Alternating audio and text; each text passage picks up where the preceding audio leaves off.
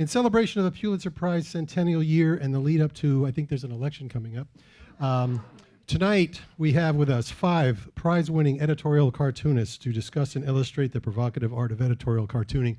I remember so well just going to the newspaper, in my day, the Miami News or the Herald or the Times Guide or anything, and just going right to that page where that one cartoon was, and it explained the whole thing. You didn't even have to read the article, so it was very, very insightful.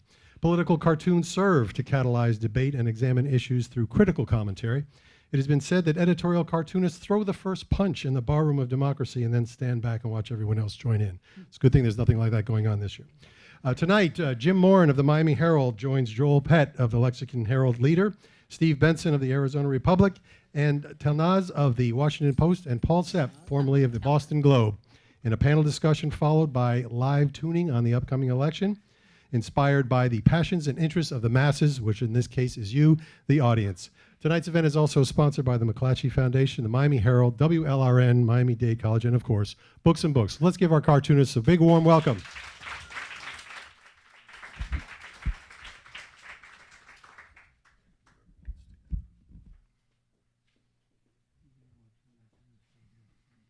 Joel, get up. Yeah, I'm up first. Okay, well, thank you, first of all, for coming. We realized we had a lot of choices of what to do tonight. It could be at home watching reruns of last night's Republican debate. Do I need a microphone for this? All right. I'm so sorry. That's right. You can't hear. I get it. Okay, so I'll just run through. I'm not even sure what they have for me here. Okay, so this is like 2 weeks old. There were all these stories, polls saying young women are not backing Hillary. What's up with this? And I read all these columns, and it's like overly analyzed. You know, why is this? Why aren't they, you know, in solidarity with feminism? Don't they realize what we sacrificed, they sacrificed in the day, blah, blah, blah. And finally, it just occurred to me, maybe the stuff they don't like about Hillary is the same stuff I don't like about Hillary, which is this stuff: hawkish corporate centrist with an off-putting stiffness, an annoying sense of entitlement, and a vague air of shadiness. And I will tell you, I like Hillary. This is the way cartoonists treat people we like. This I drew, let's see, that was last September. So it's, 6 months old. This is the pinnacle of my career, the most tasteless thing that I ever drew that was published in the paper. When Mitch McConnell launched the lawsuit, which ultimately ended up with the decision that speech is money, he hired Ken Starr, who, as you recall, prosecuted Bill Clinton. And so I drew this cartoon of clean elections, the blue dress with Mitch McConnell as the stain on it. I know. But that is what is great about America. There are no other countries in the world where they pay you to draw your politicians as, spit or blood or any bodily fluid whatsoever. This thing got me in the most trouble of my entire career last fall. Our new Tea Party governor in Kentucky, Matt Bevin, I detest the guy. Nothing do I agree with him about. However, he has 3 adopted children from Somalia, which I think is great. I mean, who's against that? Nobody. I grew up in Africa. I think that's just the greatest thing ever. So when he came out and said, following Trump and some others, that we should put an end to Syrian refugees being allowed in the U.S., I thought, wait a minute. You've got adopted kids from Somalia. If anybody should have an open heart about the plight of, refugee children, it should be you. So I drew this thing. He's hiding under his desk, and his aide is going, "Those aren't terrorists. Those are your own kids."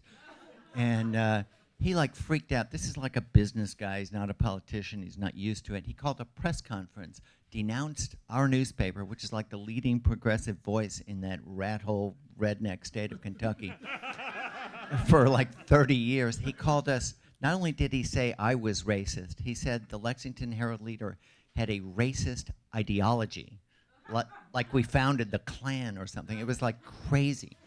And it got out in the right-wing hate radio, and we were besieged for 24 hours with emails. I mean, everybody, not just me or the publisher or the editor. They were leaving them on the ad salesman's phones and stuff. Thousands of these hateful, just nasty messages. And then it went away. They find another, devil of the next day, and they move on. So yeah, that I know. It's terrible, but I didn't really draw that. Benson drew that. So after it became the charge against me was that I had abused this guy's children by using them in the cartoon, and so I responded. It was right before Thanksgiving. I couldn't draw his children, so I drew him at the children's table at Thanksgiving. Yeah, and then afterwards I started comparing the guy to Trump. You know, he's a ill-tempered demagogue who shoots from the hip, unapologetic liar who plays the race card. Maybe could carry Kentucky. And this is from last week, where this new governor started filing these lawsuits against the Planned Parenthoods in Kentucky. You know, just like completely, you know, just stuff to harass them, right? So I showed him outside with the, you know, the Christians and the lunatic legislators with their pants down, and then I threw in the like shooter, you know, from California. Tried to imply that he's in league with. And then this is from last summer. George Bush gave a speech to disabled Iraq veterans and took a $100,000 speaking fee from them. Can you even believe it? Yeah, exactly. Yeah, Benghazi. Yeah, right. And this is quickly about guns. You know, the schools, the churches, and the clinics fly their flags at half-staff, but the gun sales people are flying it. I'm going to skip here because we're short on time, and I'll turn it over to Steve. Thank you so much.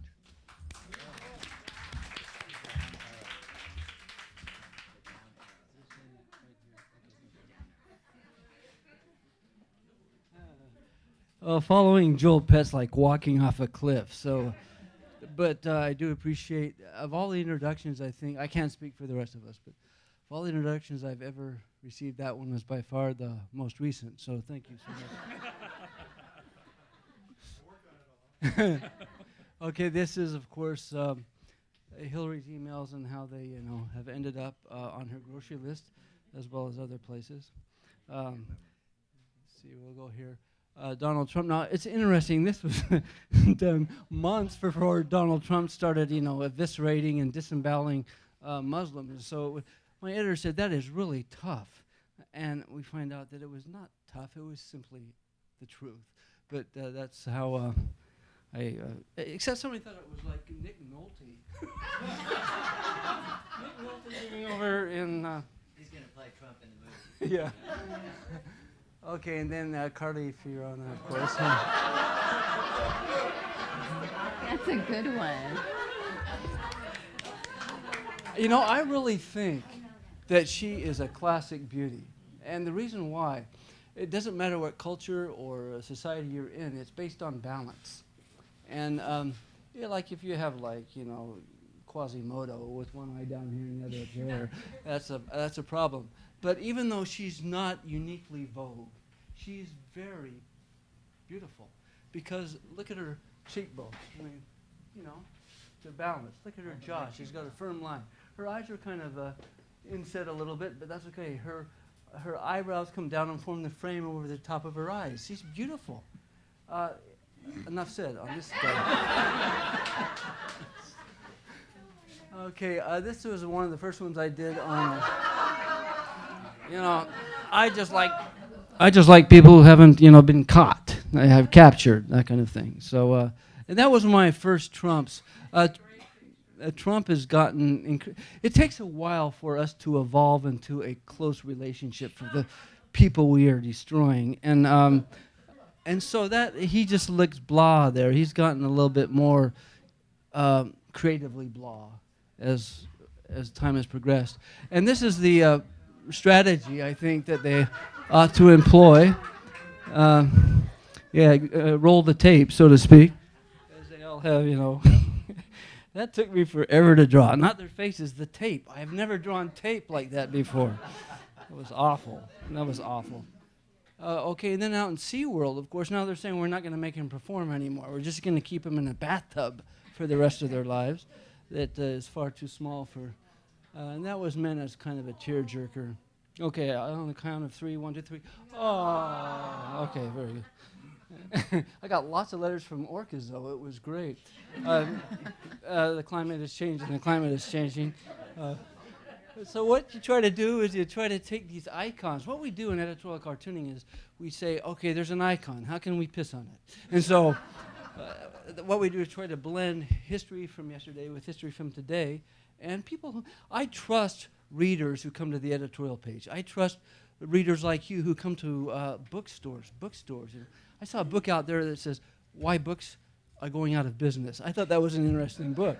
But, you tend to have a curious bent about you. You're informed. You're active, And so these kinds of cartoons I draw for people who actually have a pulse.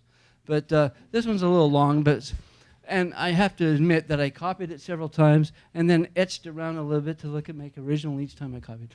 A moment of silence to the victims of San Bernardino.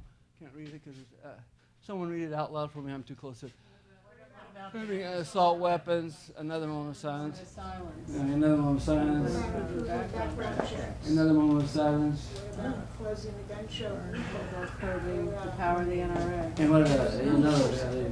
So that was kind of long, but something that Joel Pett would like because there's a lot of words in it, not much art. So I'm just kidding, Joel. Okay. This one, we had another theater shooting. And it's really hard when you're dealing with tragic events. And what you want to do in these events is be poignant and powerful but unexpected. It's called the theory of the exploding duck. And this is a true story. A guy out in California had a pet duck. Have you ever seen a duck try to take off from the ground? They need long runways. And he was sitting there on his back porch. And the duck was doing his typical takeoff, and it was taking him a while to get airborne. And he got a couple of feet off the ground, or she, and blew up. This honestly happened. Now, this guy is now in therapy and has been for 30 years, but how would you react if your pet duck blew up in front of you? And what had happened was that, and I'm scientifically oriented, at least I hope I am and think I am, but the duck had ingested a dynamite cap. And pooh, that was went out with a bang, so to speak. But, of course, this college debt. How many of us have kids in college, are just overloaded with debt? And, of course, the dreamers. In Arizona, we have a lot of dreamers who dream the American dream, right? They come here because involuntarily, through no fault or illegal action of their own, they were brought here as children, as infants, right? And their country is America. Their language, for a lot of them, is English. That's neither here nor there. But they feel connected to this country. And what we want to do, and the ultra kooks on the right, is rip them out of this country after they have put their lives on the line. Of course, you can't stay in the country legally, but can enjoy the military and die for us. I mean, how does that work? I don't get it. Okay. This one, of course, after the Paris attacks. And again, you take, and I like pushback from, and I got to give credit, and I should. I like pushback and suggestions from editors and from reporters. I know we razz them all the time, but they can provide a kind of a cold, unbiased look at work. And so what I do every day is I wander aimlessly around the newsroom, bumping into things and breaking things. And in that process, I just ask them for the response. And I don't care what they say. I look at their eyes. And you can tell right away whether they get it or they like it or they don't. I'm just looking for a response. There needs to be a connection somehow. And so I looked intently for responses on this and got some pretty good ones. And that is my last cartoon of my career after tonight. But thank you so much.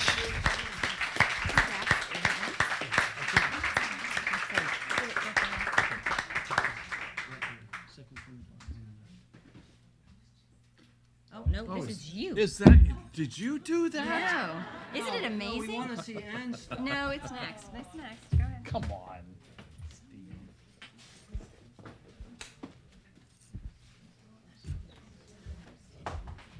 Hello, guys. Thank you. We were.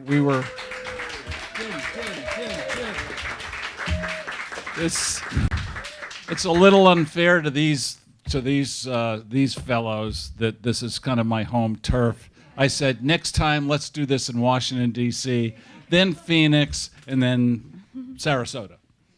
One of the nicest things about this whole deal is that I've known Steve's work for a long time and Joel's and loved it very much. I've never met Ann.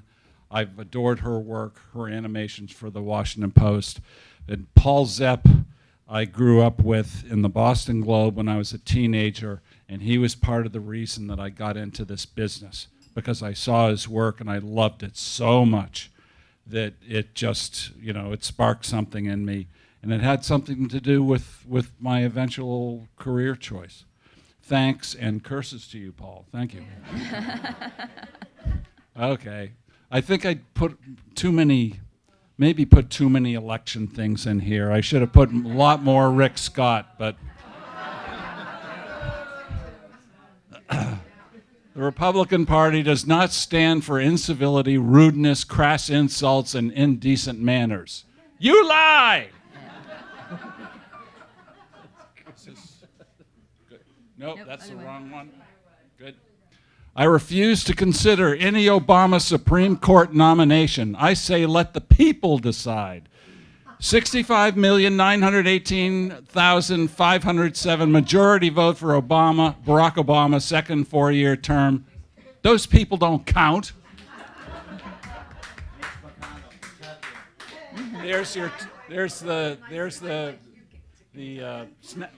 What Joel and I call, Joel knows this guy very well.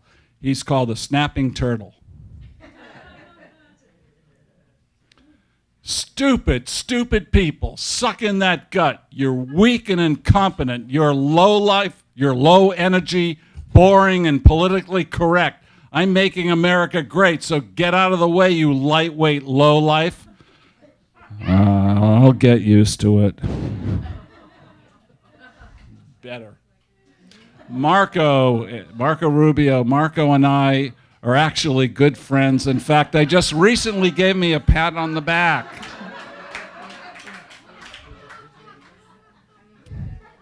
And I haven't even gotten to his voting record yet.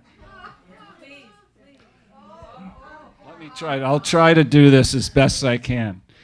In my campaign, I promised not to get into a name-calling contest with my vile, obscene, lying, distorting, unqualified, out-of-touch, underhanded, loudmouth, sleazy, New York-valued, loathsome, offensive, hateful opponent. That's a good cruise.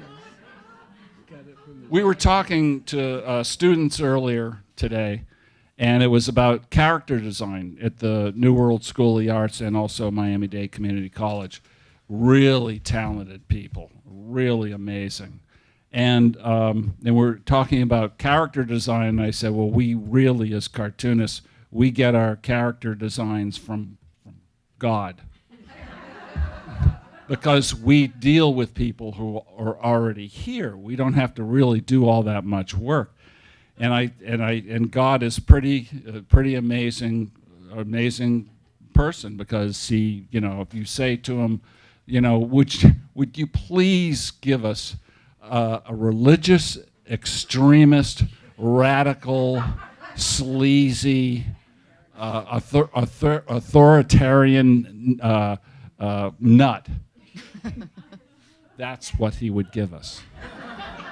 And he did. Ready for Hillary. Good luck. Oopsie, excuse me. Oops. There you go. Guns on campus, cap and gun. Florida legislature, this is an F-rated school.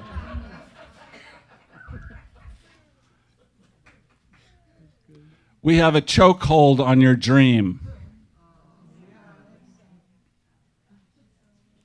This flag does not stand for hating black people. This flag stands for our heritage, which is hating black people. I didn't get any letters about that. I don't believe it.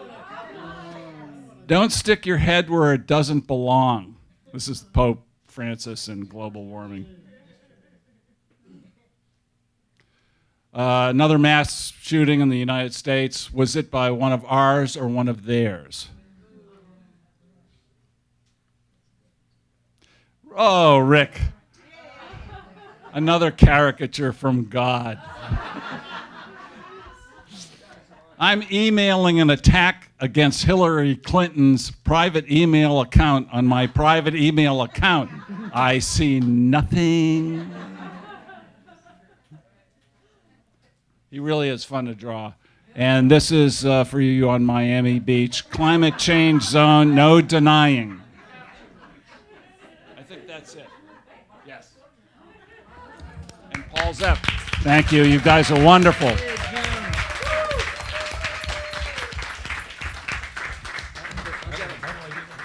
I think it's the top one. No, arrow down. Arrow down. Second from the bottom. Oh. Whatever works. This is Donald Trump. Actually, it's tough following me. I'm Canadian, so I think This guy played professional hockey. He's not a winner.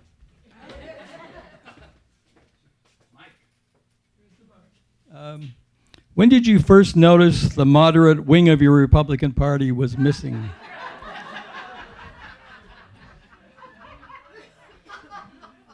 I mean, I have to say that I was with the Boston Globe for a long time, and in Massachusetts, Republicans are like Texas Democrats. I mean, they're not extreme.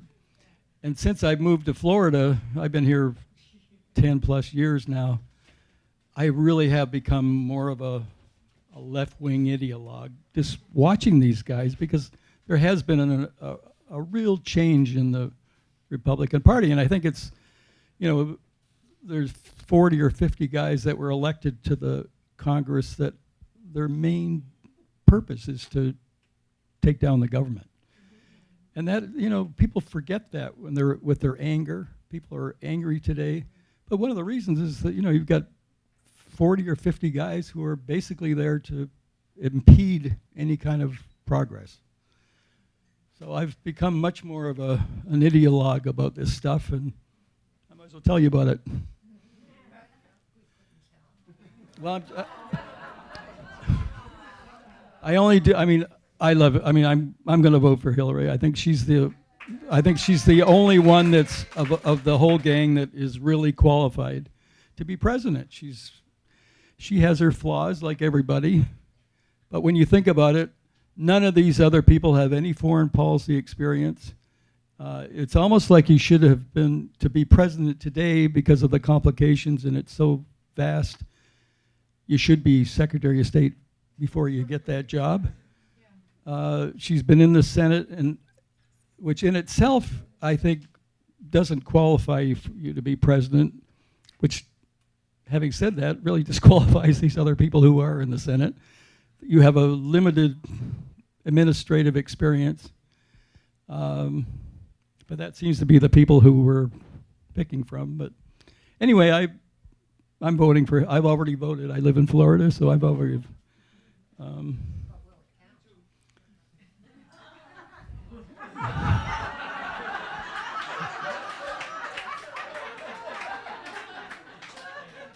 I mean, these guys talk about a gift from God. I mean, this guy, I made a lot of money off of Nixon. This could be the second coming. Well, speaking of which, there he is. He built a wall, banned Muslims, defeat ISIS, El America Great. Now, here's a guy who's never had to deal with an adversarial group where he had to negotiate. It's one thing to deal in business where you got the upper hand, and but to have to negotiate with another party that has parity, basically. I mean, this is ridiculous. But he's a wonderful. Great fodder. Huh? I got the wrong hand? Oh, I do have the wrong hand. I'm sorry. Well, They are small, actually, aren't they? Okay. Oh, and there's the other guy. I mean, this guy is even worse, actually. Hate Obama and liberals, show no mercy to the immigrants, ban gays, carpet bomb ISIS, let us pray. I mean, you know, Ted Cruz, the evangelic. Okay, this is obviously it's a little outdated, but most of them are Republicans running for president.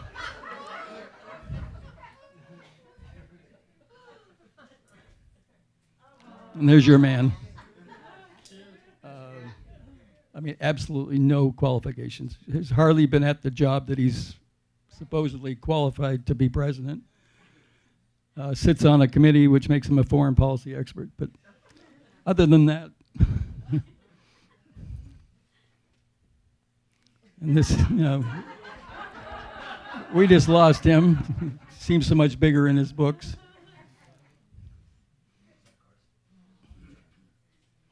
And there's your global warming here in Miami.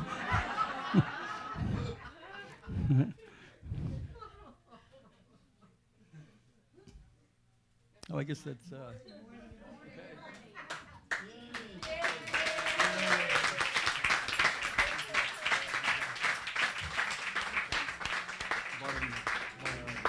Second from the bottom right there. Second from the bottom. Down arrow.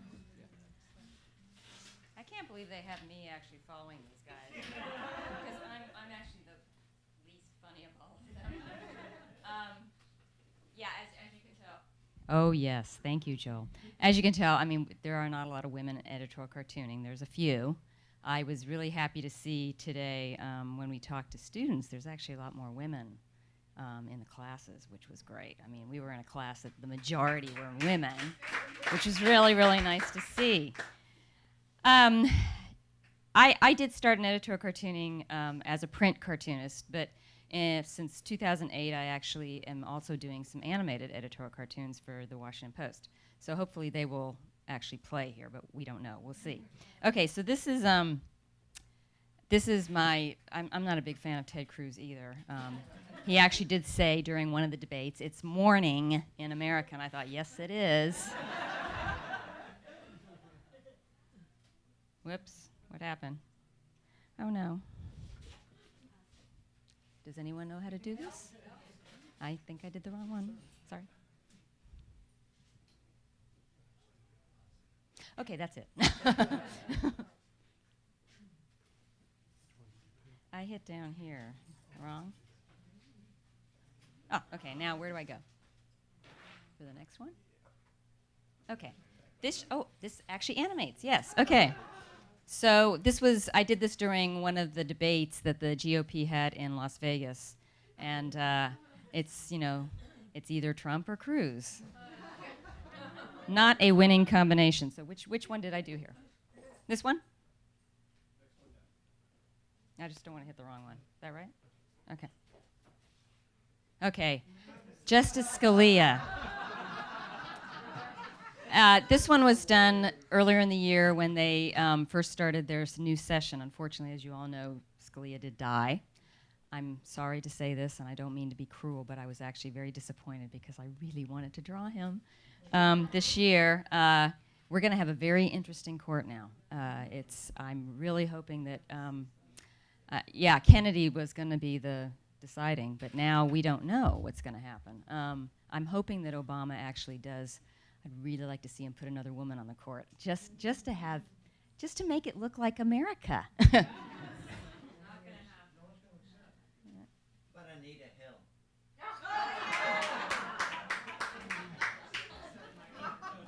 Okay, so earlier when we had another Republican in the race, Scott Wilson, this is not Walker. I'm sorry, Walker. He said he would consider building a wall along the Canadian border.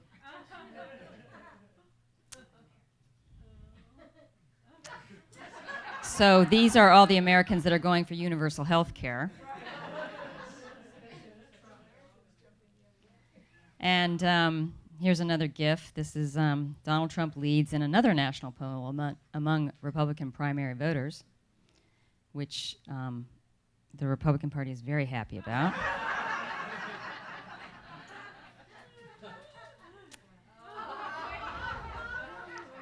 And Trump is very good at obviously playing the fears of Americans.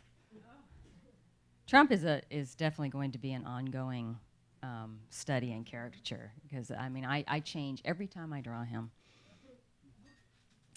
And at one point, when Jeb was still in the race, they were going to bring in the brother to get some momentum in his race.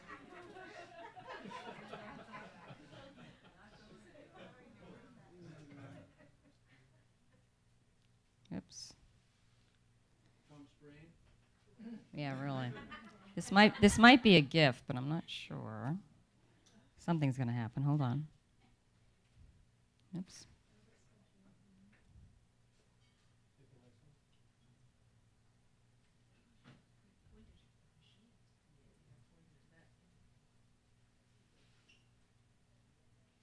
No, who knows? All right. Is that the end of it? Well, maybe that was the last one. Okay, that's it.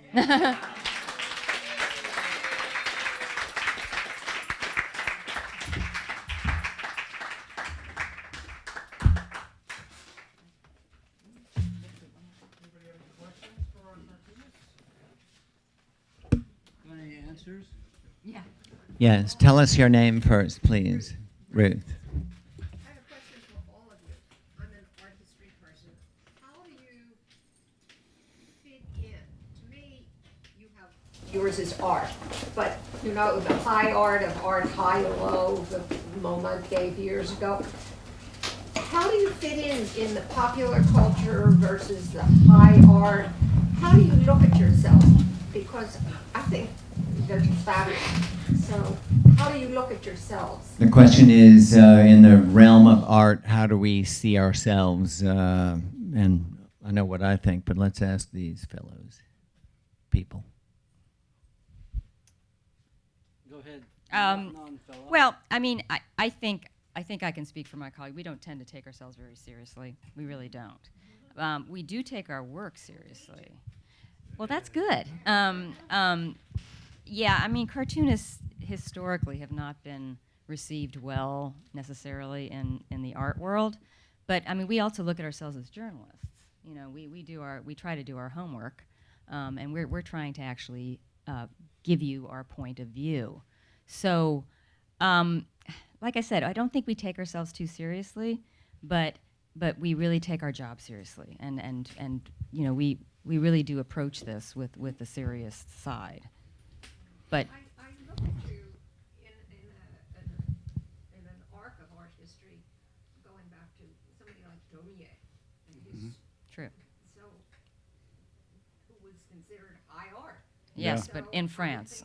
Yeah, in France. Along that Yeah. spectrum, yeah. Well, but It's not just entertaining for us. There's, yeah, there's quality. right. For There's whatever- different. Well, the other difference. piece of this answer is that much, if not most, of the job is writing and thinking. You know, the art piece of it is fun, but as you could see from our different styles, there's a million ways to do it. But the nut of it is the point. So it's more of, at least to me, a thinking and writing exercise. And as Ann said, I mean, it's fun and we like it, but we don't think of ourselves as you know, important artists, or at least I certainly don't, and I certainly don't think of any of them in that way. Speak for yourself, Joel. Having said that, well, I was trained as an illustrator, and I love Daumier. Daumier is the name of my little company.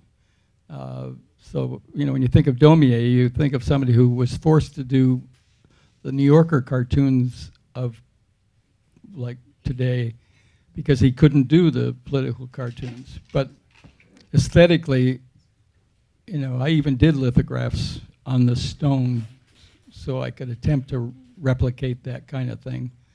And today I do portraits to you know, to get his, I went to an art school. So I still like to think of it aesthetically. But, as Joel said, we still are who we are, and we are not, serious, great artists. We're commentators. That's the nub of this thing. Okay. No, no, no, no, no, no, no, no, no, no, no, no, no. No, in journalism, we're not considered serious journalists, and in the art world, we're not considered serious artists. And that's the way it's been. In the United States, I think in Europe and in Canada, you might straighten me out on this if I'm wrong, it is much different.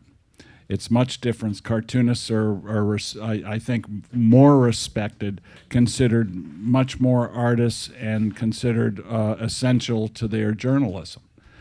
And so, and I'm saying this as somebody who, in his studio, has 6 pages of damiers from Charivari, the paper that he worked for, did I think his best work. Those original pages are still, you can buy them for less than $100, which is a shame, but because to me they're like having a real lithograph, and every day I look at them, and that's what I aspire to be. No, but he's right. I go to a lot of overseas conferences with editorial cartoonists, and it's a whole different thing over there. They respect and value their cartoonists a lot more than here. Yep. They celebrate them, and they really do think they're part of the journalist community. Boy, we're really whining, aren't we? No, that is true. I watched a documentary the other day on Charlie Hebdo at my almost mater in Bloomington, Indiana, and 4 million people turned out in the streets after that. And I thought, they could kill every cartoonist in America on the same day, and 4 million people wouldn't get off their couch. It's just not that big a deal here. I interact with my readers on a regular basis because I hear from them on an extra regular basis, but they'll often, in their subject line of their screen mail, they'll say your so-called cartoon, okay, and they'll put cartoon in quotes, and so I'll write them back. Well, if it's just if it's a cartoon, why the hell are you writing me? The point is that we have evolved from the Serengeti Plain, where the visual threat inspired us to do one of 2 things: either kill the damn thing or run as fast as you can away from it. And that's what people do in reaction to editorial cartoons. It's not that we're great philosophers or students of history any more than other people. We just have a rather unusual way of expressing ourselves. You can also tell how effective a cartoonist is by how many death threats he or she has gotten. True story, I'll tell it real quick. I got 150 calls in 2 hours from a guy named Paul Smallwood, and I thought, well, that's exactly his problem. And so when he threatened to kill me, I thought, okay, now you've crossed the bright line, and I reported him to the police, okay? And a detective called me and said, you sure you want to do this? And I thought, she's probably thinking it's just one of those cartoons. And I said, yeah, let's prosecute him for threatening, harassing, and intimidating by electronic means. It's an ARS, Arizona Revised Statutes, blah, blah, blah, blah, blah, blah. They said, okay. So Paul Smallwood calls me, and he says, can't we be men here?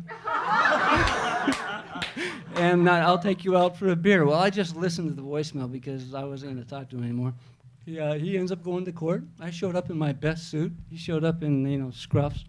And I had never seen him, never met him. And I'm just sitting in the back. And in Arizona, you have victims' rights. You can actually have the right to stand up as a victim and make your case. And I thought, no, Mr. Smallwood, you're doing a great job.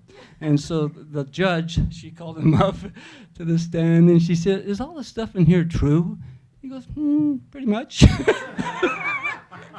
I mean, I had the tape, I had the cartoon, I had everything. And so she says, I never want to see you in my courtroom again. If I do, the punishment will be harsher. And I'm sentencing you to 3 months of anger management classes. So we do have an impact. And it's probably disproportionate to how much time we spend drawing, but I have a big picture of an orangutan, a photograph in my office, sucking his thumb, and the caption says, "I wish there was a longer week for thinking and a shorter week for working." Yes. Well, I just wanted to say that in today's rushed world, people don't always have time to read the editorials. But we can look at your cartoon and get the picture. Tell that to our editors, please. Well, as I told you in my emails, the one that I liked of yours the best was when you divided up the county into all the little municipalities, when the different municipalities were forming about, what was it, about 10, 15 years ago? Yeah, yeah. And you had West Hialeah, East Hialeah, Hialeah, Hula Hula. Yeah, that was fun. And a whole bunch of East Little Havana and all this stuff. That was so funny, because I worked for planning and zoning for the county, so we were affected by it. And I carried it around in my purse till it fell apart. Well, you know, you people are so lucky to have this guy here. I mean, really. Actually, all three of these people work and are allowed to do their thing. But that really isn't the case with our business today in this country. Most papers have cut back on political cartoons, and the cartoons they run are just silly. I mean, they're not really up to the standard. These guys, everybody at this table still does really quality stuff, and you know, you are lucky in this town to have somebody who still calls it. That is not the case with the newspaper. I mean, newspapers are worried about losing readers. So they are trying to eliminate things that offend people, which, you know, is not the nature of what it was intended to be. The credit goes to the newspapers too. Yeah, all three papers, or all four papers here. Yeah, just don't hold that against me. But you know, they all have publishers and editors who encourage this and allow it, and that's tolerate it. Well, they do tolerate it, and you know, that's why I'm not at the Boston Globe today. So, It's very corporate. He's exactly right. Why are you not at Well, I'm not at the Boston Globe because the Boston Globe was bought by the New York Times, and I went from an asset to a liability because people were called in, were offended by cartoons. And it's ironic because the Globe just won a Pulitzer, the Spotlight movie, and these guys operated. Tell them how you know about those guys personally. Well, they worked next door to me, but you know, my office they were around the corner. But they answered to the editor, and he was a new editor. He's now at the Washington Post. And that was one of his demands, that the Spotlight team he really wanted them to pursue this thing. My editor answered to the publisher and didn't have the same cojones. And so, you know, half the cartoons that I did on that subject never made the paper. And so it really comes, you know, you guys are all lucky to have Jim here. I mean, it's, We are lucky. the There were two people more at the Washington questions right Post here. and Sorry, the I'm sorry. state of Kentucky, whatever that place is, Lexington, Louisville, some three-syllable L word. We don't know. and Arizona, you know, they're lucky there too. So I think these two women right here were first. I'm sorry. Because I'm local, I have a question for Jim. Have any of your cartoons been axed because they were too edgy by your publishers? Oh, by the publishers. Yeah, by your bosses. Probably, but I can't remember. I can't remember any. But sometimes, sure, I go over whatever line that they've you know, they've had. But I you know, for the most part, I'm fine. But as I appreciate you, and it's the second part of the paper that I look at every single morning. Thank you. Tell the editors. Right after the obits. Yes, ma'am. I agree with her, it's the best, but we're so lucky to have Jim Moran. What Or Moran, concerns as he me- says. Moran. What concerns me, y'all are saying that, that y'all aren't so popular anymore, they aren't gonna publish yours. I am retired, I have plenty of time to read politics, and I'm a little bit too much into politics. But I see my friends watch Fox, quote, news, unquote, and they don't have any facts most of the time, and they don't seem to care they don't have any facts. I have time to read facts, you know? But so I think, well, these cartoons, at least the cartoon, you can get the point quickly, you know, but that's really sad if they're gonna let those go, because people don't have as much time if you're working, have kids, et cetera. How do you have time to read the facts about anything political? We have time. That's all we do all day. You is do, read but stuff. the public. Yes. I have two questions. One is about Charlie Hebdo, you brought it up. Did you take any pause from the debate that came out of the Penn, when Penn was celebrating Charlie Hebdo, and there was a reaction against Charlie Hebdo from so many different writers from around the world? Yeah, if I may speak to that first, 2 points. One is that cartoonists around the world are persecuted all the time. It only became big news after Charlie Hebdo because 12 of them were killed or whatever the number was. But every week, somebody somewhere is thrown in jail, is disappeared, is beaten up. It happens all the time. And you forget in this country, the worst thing that happens here is your cartoon is, pulled or you're fired, but nobody cuts your hands off. And if you look at CRNI, Cartoonist Rights Network International, on the web, that's an organization that tries to look out for the rights of cartoonists around the world, and it's bleak. And often, as with so many of our freedoms, we don't appreciate it here. The second thing is, part of that backlash with Penn and others was that Gary Trudeau, the Doonesbury cartoonist, made a public statement which, he says he didn't mean it this way, but every cartoonist I know took it to say, he basically said they shouldn't do that. His point was, cartoonists are supposed to punch up, you're supposed to attack the powerful, and these, kids that are, second generation from African countries that were colonized by France and are now living on the periphery of Paris and haven't assimilated. They're just poor kids. You shouldn't beat up on them by stuffing, pictures of Muhammad in their face. But Ann and I had the great privilege of debating Gary in front of the National Cartoonist Society and calling him out on that. He didn't really fold, but it was fun at least to give him a mouthful. I told him that I was going to start a religion that worshipped Zonker Harris. And that anybody who draws Zonker Harris, I'm going to kill him. And Well, my second question has to do with the corporatization of newspapers. And as we all know, the Washington Post is now owned by Amazon, by Jeff Bezos, who owns Amazon. So and there's obviously a lot to write about when it comes to Amazon. They become such a cultural force in our world. Does it ever cross your mind? Have you ever censored yourself when writing it? Or has there ever been a cartoon that's come to you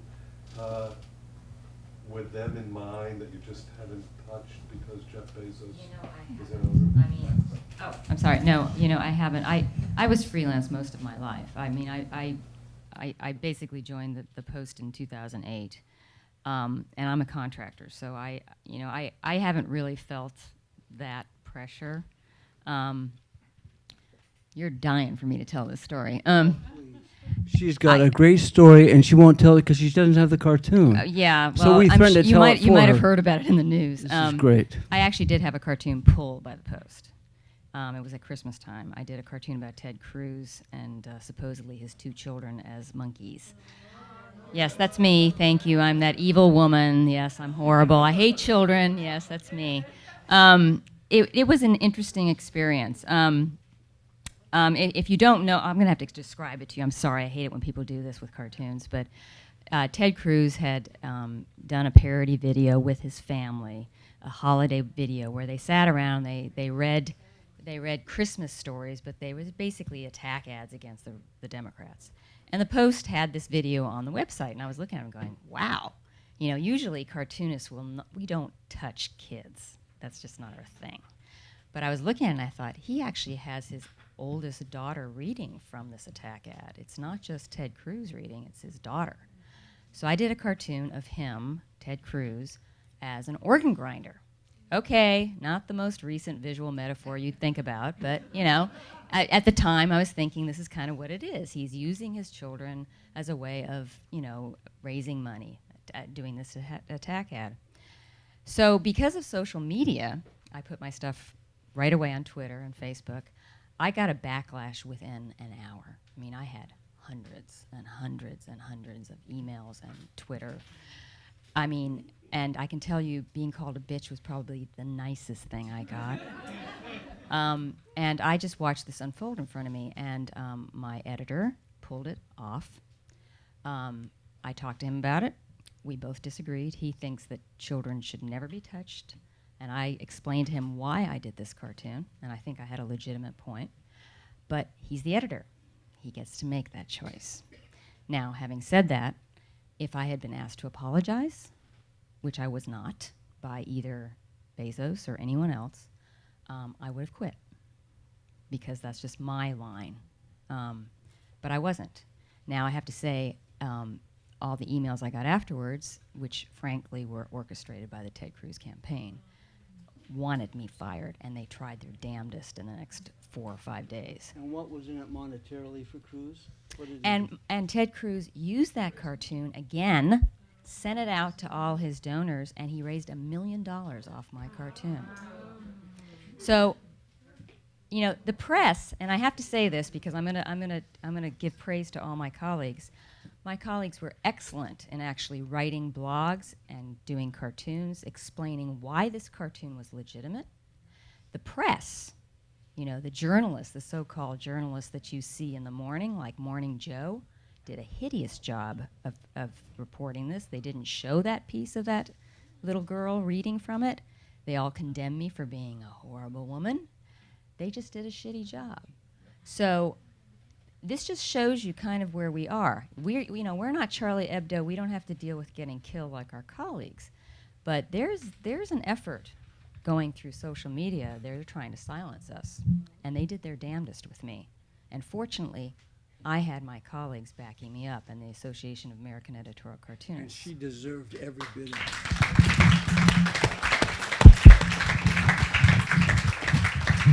Okay, this is like a totally goofy aside about the comment about organ grinders, but one of the things that, like, if I couldn't be in this field, I'd be a fan. And one of the things that just amuses the hell out of me about it is you can use all these, like, references that are completely archaic, you know, buggy whip factory, millstone, anvil, organ grinder, stuff that's like 100 years out of date, and people still get it. I just love that. If I may make a comment just real quick about the tsunami of pushback we get, that she in particular, Anne, got.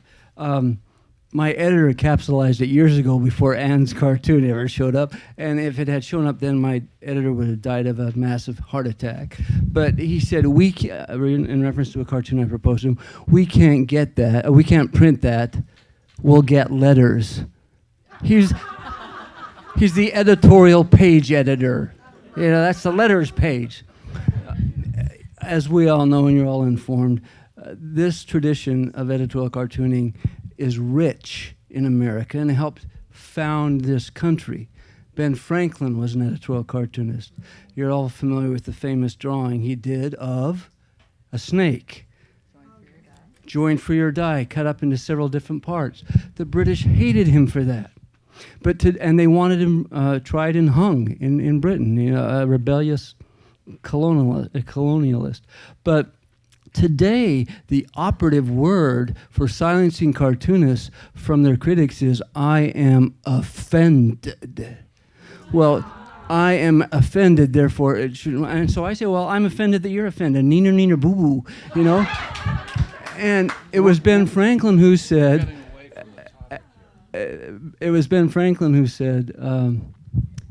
if all publishers were determined to print nothing until no one was offended, very little would be printed. Yeah, but you're talking about your editors. You're talking about your editors making that decision, Right. and not, to my knowledge, not Bezos, and that corporate ownership that Mitch talked about. I was just talking about pressure coming from all sides. It is really, really dangerous, and it goes beyond censoring cartoons.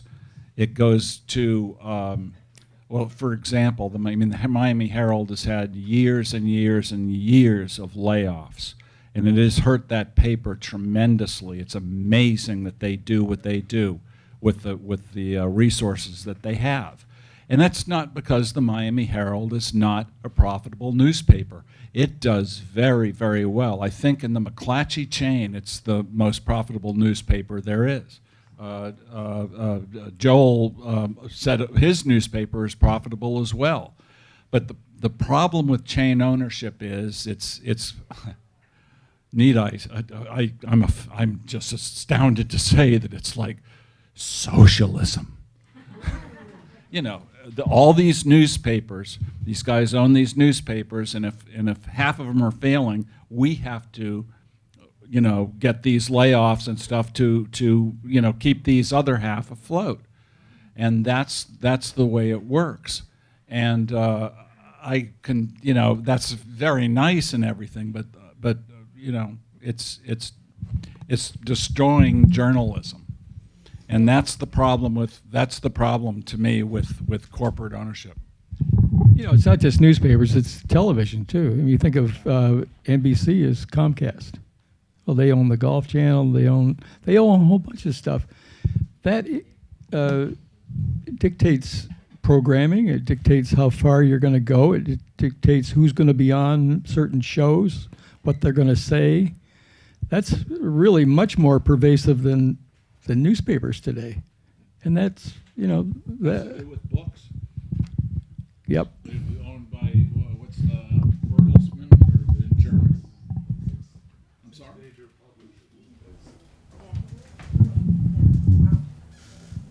I have a fact that I hope I'm wrong. I heard that the Miami Herald has endorsed Marco Rubio for the GOP candidacy. Oh, please.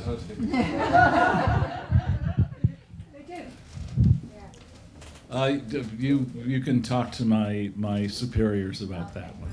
I didn't. No, they didn't ask me, and I understand.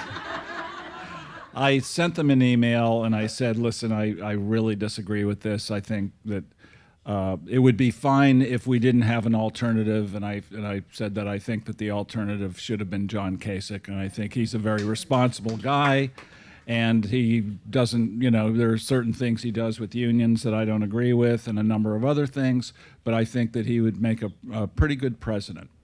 And he would steal a lot of Democrat votes. But I don't, you know, I think they sometimes, for me, when they, and I don't mean to criticize them, because I think I love the people I work for, and I can't tell you how fortunate enough I am over the years to have had such great editors, one right after the other. And I think these guys have, well, I don't know how fortunate they've been, but I mean, it's been great for me. And but I disagreed with them on it, and I told them, and they said, okay. They've agreed to run his cartoon in 2037. No, actually, along with, you know, they printed that endorsement, but at the same time, they never pulled a Rubio cartoon. I was pretty vicious. I think I actually have one. Before I left for Miami, I swear I sent the cartoons for the next couple of days, but I have one on Rubio and the Koch brothers but I don't know if they've received it, and therefore, if it's not published this weekend, it will be when I get, you know, when I can get it to them. Sorry, but they've been great. I just want to make a statement. I think it's more important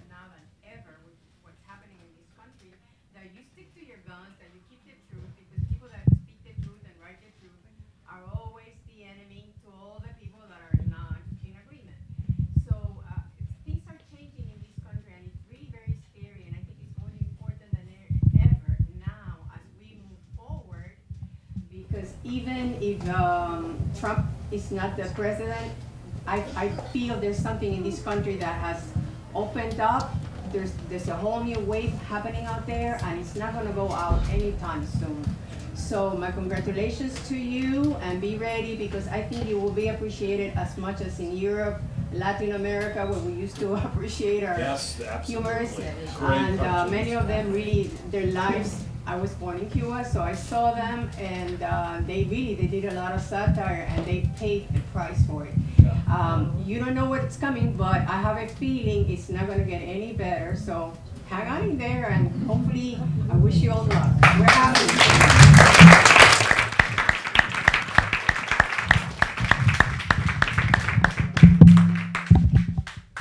Thank you. That was great. Never let it be said that Books and Books is also not an equal opportunity venue. So if anybody wants to buy a copy of Ann Coulter's book, we have them out at the counter.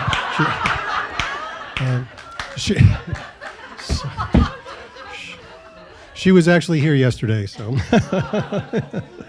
Anyway, can we get another round of applause for these guys? This was wonderful. Thank you so much.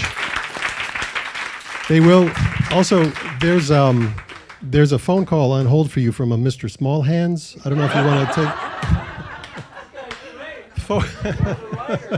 take. Folks, stick around. We've got a couple of books. The authors will be sitting here at the table to talk to you, take a few more questions. If you're watching online, give us a call. We got a book. Stick around. We got live music. We got beer. We got wine. We got books. What else could you ask for on a great Friday night? Books and Books. Thank you so much for joining us.